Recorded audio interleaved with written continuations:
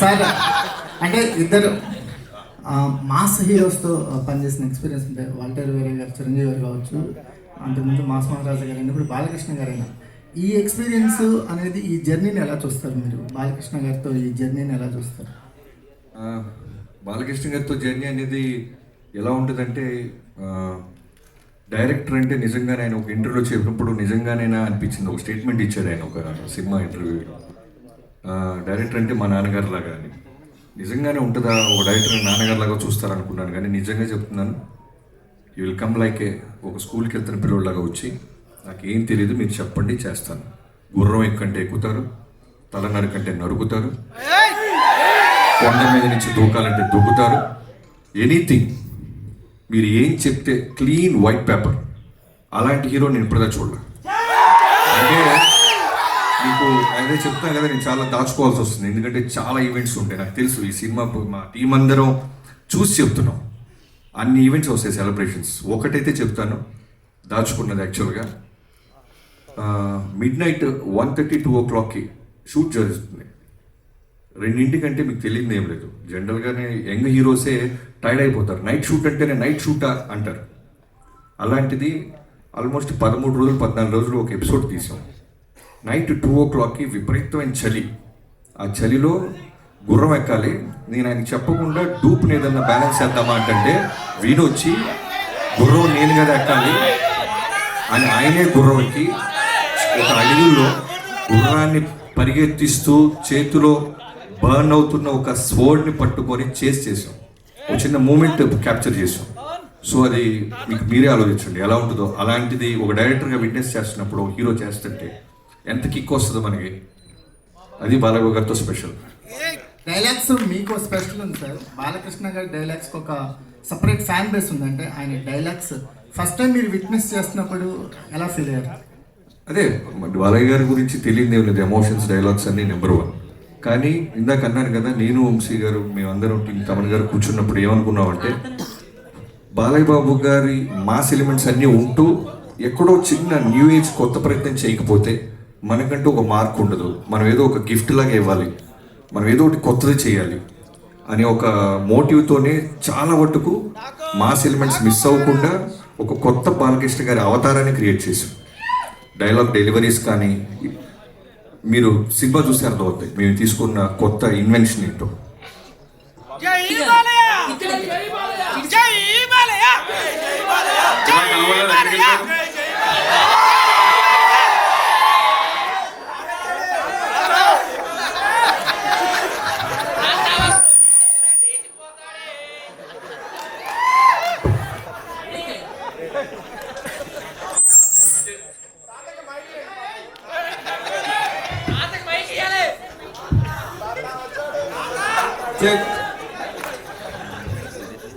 సాధారణంగా ఈ release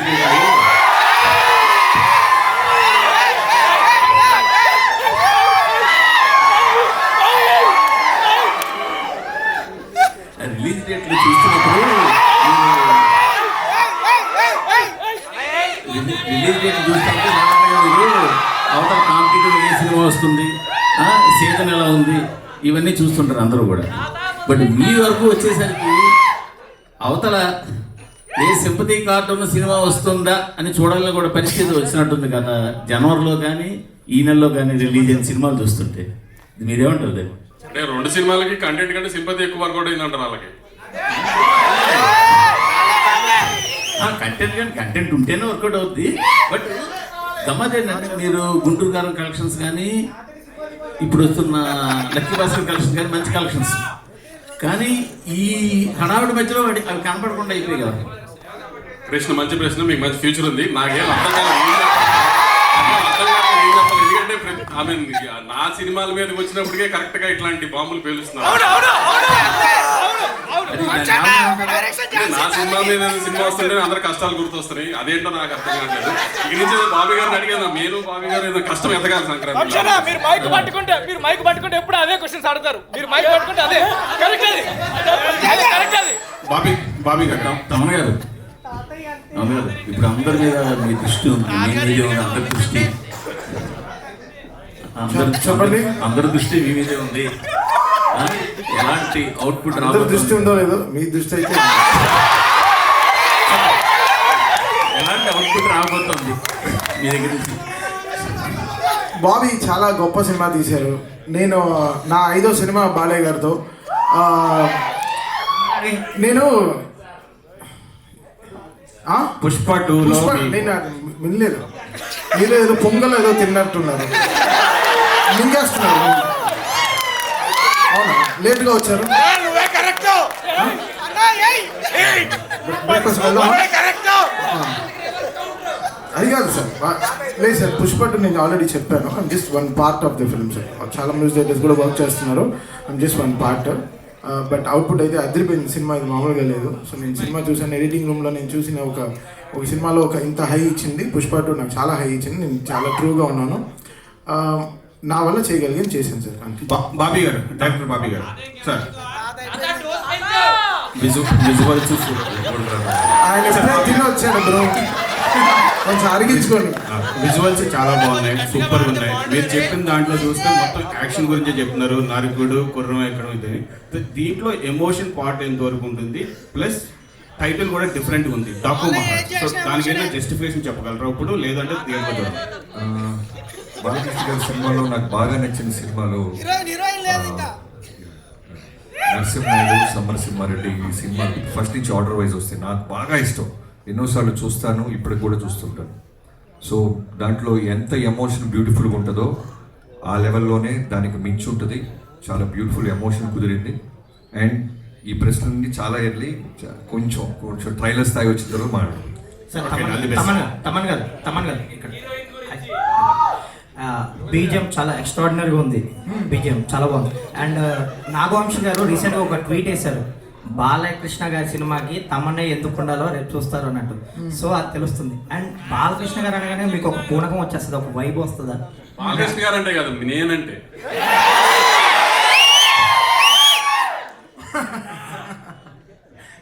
answer వచ్చిందా?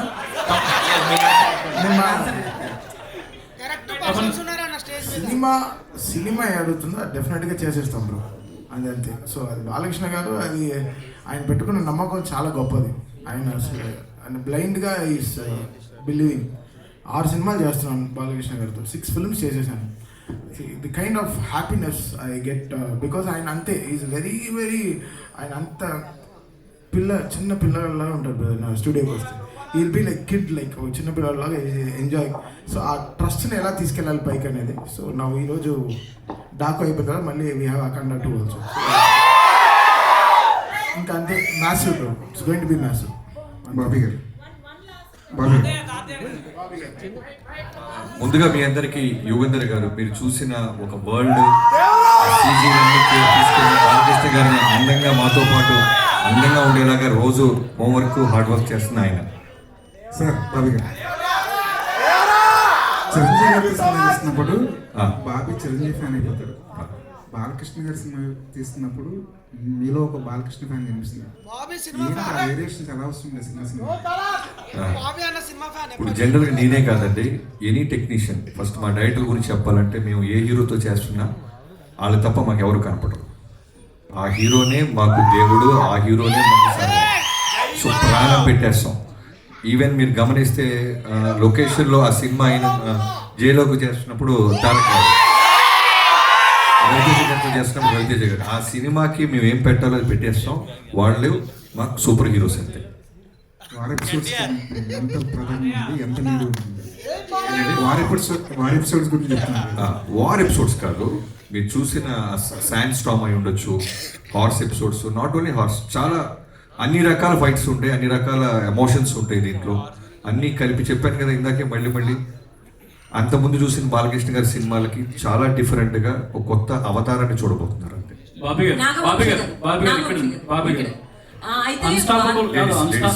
Ladies first.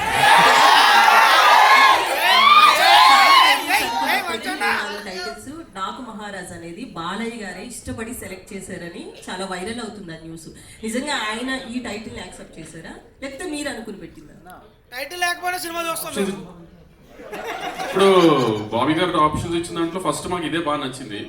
మేమిద్దరం బాగా ఫిక్స్ అయిన తర్వాత ఇంకా హీరో గారికి చూపించిన తర్వాత హీరో గారు కూడా మీరు అంత కాన్ఫిడెంట్ ఉన్నారు కదా వెళ్ళిపోదామని అన్నారు. ఏం ఆయన ఎప్పుడు డినై చేయలేదు అలా ఏం. బాలకృష్ణ గారు ఏ విషయంలోనూ ఆయన కమాండ్ చేయరు. ఎనీథింగ్ డైరెక్టర్ నచ్చిందా, డబ్బు పెడుతున్న నిర్మాత హ్యాపీగా, ఈ రెండే. ఎనీథింగ్ మీరు మ్యూజిక్ తీసుకోండి, ఎనీథింగ్ మీరు ఏం తీసుకున్నా director captain of the ship. ఆయన కథ చూస్తాడు, ఆయనే ఫైనల్ అవుట్పుట్ ఆయన మైండ్లో ఉంటుంది. ఆయన చెప్పింది మనం చేయాలి, అంత క్లియర్గా ఉంటాడు. బాబీ గారు ఇక్కడ అన్స్టాపబుల్ ముందు బాలకృష్ణ గారు వేరు, అన్స్టాపబుల్ తర్వాత బాలకృష్ణ గారు వేరు. హ్యూమర్ చాలా అందరికీ తెలిసింది. వాల్తేరు వీరేలో చిరంజీవి గారితో చాలా కామెడీ చేయించారు. ఇందులో కూడా బాలకృష్ణ గారి హ్యూమర్ చూడొచ్చా? అన్స్టాపబుల్ తర్వాత బాలయ్యబాబు గారు వేరు అన్నట్టే, డాకు మహారాజ్ తర్వాత బాలయ్యబాబు గారు వేరు అన్నట్టే. Thank you. బాబీ అన్నా చెప్పండి. తాత గారు సార్ మీ ఫ్యాన్స్ మనవాళ్ళు ఉంటారు సార్, నాకు 100 లక్షల మంది మనవాళ్ళు ఉన్నారు. బాబీ గారు చిన్న క్వశ్చన్ సార్. బాబీ గారు దేవిశ్రీ ప్రసాద్ గారిని మీరు ఇష్టపడి వదిలేశారా, కష్టపడి వదిలేశారా? కాదండి, అదే ప్రశ్న. నేను ఇప్పుడు చిరంజీవి కాదు, తమన్ గారు వద్దు, ఆయనే చెప్పాలి. Best answer pass. కాదు సార్, మీరు బలవంతంగా వదలాల్సి వచ్చిందా లేకపోతే ఇష్టపడి వదిలేరా? కాదండి, నేను 6 సినిమాలు చేస్తే 6 హీరోలు మారారు. బాబీ గారిని నేను అంత మాత్రాన ఇప్పుడు నేనే ఇబ్బంది పెట్టా బాబీ గారిని. ఎందుకంటే నేను కాదు, మీకు కాంట్రవర్సీ కావాలని ఆయన బ్యాక్స్ ఇస్తున్నారు. అది కాదు, మీకు కాంట్రవర్సీ కావాలని ఆయన ప్రయత్నిస్తున్నారు. Please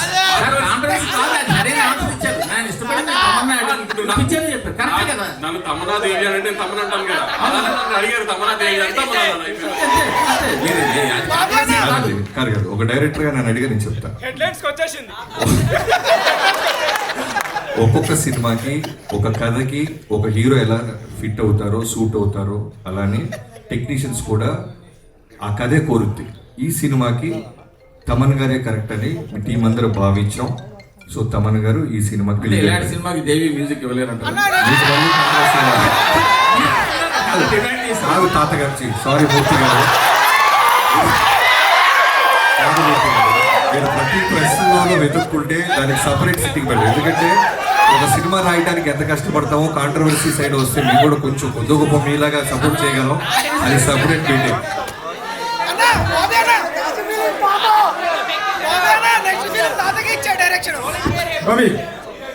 Bobby it is for you. అరే చెప్పండి.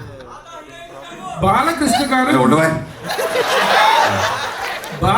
గారు మీ దగ్గరికి వచ్చేటప్పటికి చాలా tough time to A director.